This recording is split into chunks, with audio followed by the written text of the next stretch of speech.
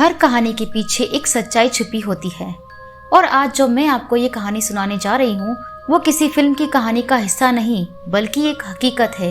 ये कहानी है रवि की, मेरी जुबानी। तो हेलो दोस्तों, आज फिर हम आ चुके हैं एक और नई दिलचस्प और डरावनी कहानी के साथ। तो चलिए बढ़ते हैं अपनी कहानी की ओर। उससे पहले आपसे एक रिक्वेस्ट है, अगर आप इस चैनल पर नए हैं तो प्लीज़ चैनल को सब्सक्राइब करें। तो बिना कोई देर किए शुरू करते हैं। वो रात सिर्फ अंधेरे की नहीं थी बल्कि किसी छुपे हुए रहस्य की दस्तक थी जो उसकी जिंदगी की सबसे डरावनी मोड़ की शुरुआत बन गई। मेरा नाम रवि है और आज मैं आपको अपने जीवन की उस रात के बारे में बताने जा रहा हूँ जो मुझे आज भी नींद नहीं लेने देती। ये सच्ची घटना है, यकीन मानिए मैंने खुद झेली है। कुछ साल पहले की बात है, मैं कार से अपने घर लौट रहा था। रविवार की देर रात थी और तेज बारिश हो रही थी। सड़क पर धुंध का भारी पर्दा छाया हुआ था।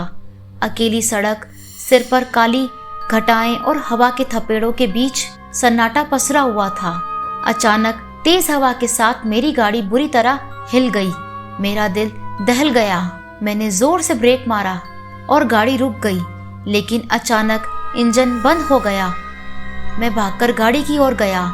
बारिश की बूंदें मेरे चेहरे पर पड़ रही थी और चारों ओर सिर्फ सन्नाटा पसरा हुआ था। मैंने फिर से इंजन को चलाने की कोशिश की, लेकिन गाड़ी खिंचाकर बैठ गई। मोबाइल नेटवर्क भी नहीं था। वहां पास में कोई दुकान या घर नहीं दिख रहा था। सिर्फ चारों ओर कड़कती बिजली की चमक और गहरा अंधेरा था।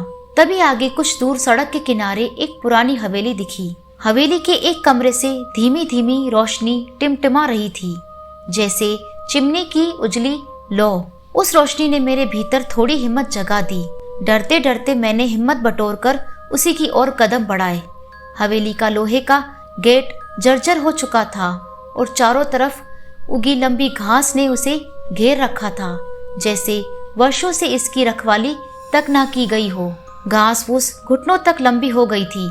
हवेली में वर्षों से किसी ने कदम नहीं रखा था। कमरे से हल्की रोशनी आ रही थी, इसलिए मैंने दरवाजे को हल्के से धकेला। वो चरमराकर एक सरकने की आवाज के साथ खुल गया। अंधेरा बहुत घना था, लेकिन कमरे के एक कोने में एक मोमबत्ती की लौ झिलमिला रही थी। कमरे की सफेद दीवारों पर कई धूल जम चुकी तस्वीरें लटकी थी।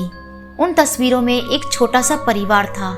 पिता और माँ मुस्कुराते हुए बैठे थे और उनके बगल में एक नन्ही सी लड़की खड़ी थी। उस तस्वीर को देखते ही मेरी रूह कांप उठी। भीतर धूल और नमी की गंध फैली हुई थी। तभी मेरे कदम ठिठुर गए। हवेली के अंदर ठंडी हवाएं चलने लगी। दिल में अजीब सी दहशत भर गई।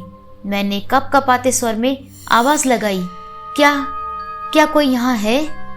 लेकिन जवाब में सिर्फ मेरे शब्द धीमे से दीवारों पर टकराकर लौटे। अंदर अजीब सरसराहट होने लगी, मानो कोई धीरे धीरे कदम बढ़ा रहा हो। तभी अचानक हवेली के बाहर लगी घंटी अपने आप बजने लगी और पूरा मकान कांप उठा। अंधेरे को चीरकर कमरे के एक कोने में एक अजीब सी परछाई उभर आई। मैंने महसूस किया कि दरवाजे के पास से ठक ठक की आवाज आ रही थी। झिझकते हुए मैंने देखा कि अंधेरे में सफेद साड़ी पहने एक बूढ़ी महिला खड़ी थी। उसके गीले काले बाल चेहरे पर बिखरे हुए थे और उसकी आंखें सूनी सी निर्जीव थी। उसने मुझसे एक भी शब्द नहीं कहा, लेकिन उसकी उपस्थिति में मेरे होश उड़ गए। वो मेरे पास थी, फिर भी उसकी कोई इंसानी सूरत नहीं थी। उसकी आवाज़ में सख्ती थी, जैसे वो पहले से जानती हो कि मैं कौन हूँ।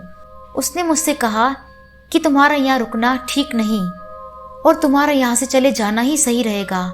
उसकी ये बातें ठंडी हवा की तरह मेरे भीतर उतर गई।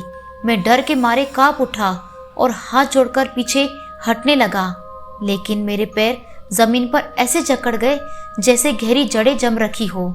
मैं घबराकर अपनी हिम्मत जुटाकर जोर लगाते हुए पीछे दौड़ने लगा। जैसे ही मैं दरवाजे से बाहर आया, हवेली की खिड़की में फिर वही परछाई झिलमिला उठी। उसकी सूनी सी आंखें मुझ पर अटकी हुई थी। मेरे दिल की धड़कन तेज हो गई और घबराते हुए मैं कार की तरफ भागा। गाड़ी में बैठते ही मेरे हाथ कांपने लगे और पसीने की बूंदें मेरी ठंडी ठंडी कलाई पर गिरने लगी। जैसे ही मैंने गाड़ी की चाबी मोड़ी, इंजन खुद ब खुद चल पड़ा। मुझे लगा मानो किसी अदृश्य हाथ ने उसे फिर से जिंदा कर लिया हो। डर से मेरी रूह कपकपा उठी और मैंने बिना पीछे मुड़े अपनी कार को सड़क पर दौड़ा दिया। सुबह के 4-5 बज चुके थे। अब मेरी आंख खुली। हल्की सी धूप मेरी आंखों पर आई। थोड़ी दूर गांव के पास बुजुर्ग ने मुझे देखा और पूछा कि इतनी सुबह यहाँ क्या कर रहे हो। मैंने विनम्रता से उन्हें सारी बात बताई। उनकी आंखें चौड़ी हो गई। उन्होंने कहा कि वहाँ जाना खतरनाक है, क्योंकि कुछ महीने पहले ही उसी हवेली में एक युवती की नृशंस हत्या हुई थी। मैं पूरी तरह थर्रा उठा। उनके शब्दों ने मेरी रात की भयानक घटना को और भी पुख्ता कर दिया। घर लौटते लौटते मेरी सांसें थम सी गई। समझ ही नहीं आ रहा था कि मैंने जो देखा वो सच था या मेरा भ्रम। लेकिन तब तक मेरा दिल पूरी तरह ठहर चुका था। उसके बाद से कभी भी रात में सफ़र करने की मेरी हिम्मत नहीं हुई। तो दोस्तों, ये थी आज की स्टोरी। आपको आज की वीडियो कैसी लगी कमेंट करके ज़रूर बताएं। अगर आपको आज की वीडियो अच्छी लगी हो तो प्लीज़ वीडियो को लाइक करें, कमेंट करें और शेयर करें।